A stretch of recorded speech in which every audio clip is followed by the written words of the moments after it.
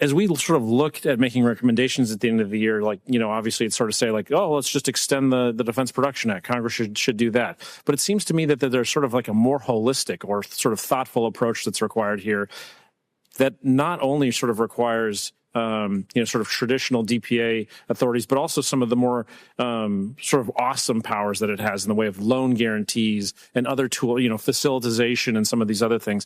Have you guys thought at the Printed Circuit Board Industry Association sort of about this and, sort of beyond your sort of traditional writ to say, like, we got to be more thoughtful about this, we got to be broader about this? And then I'm just going to let you riff, and then Commissioner Miller can gavel us out. Sure. Well, first, let me thank you for being part of America's industrial base by putting together PCBs in your youth. The DPA is a great tool. It really is. And I would say if you look at the $115 million that's been deployed across the last 4 years, we would like to see that amount grow, but it is building factories today in Michigan, in New Hampshire, in New York, new PCB facilities for the highest end applications of those technologies.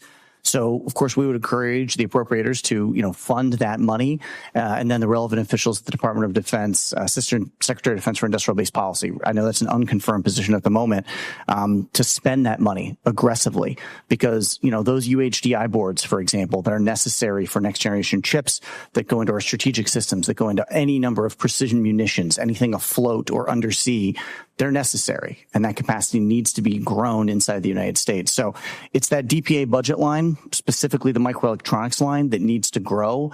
If it's funded in a healthy way, and then the Pentagon executes on those dollars, I think you will see capacity grow in the United States.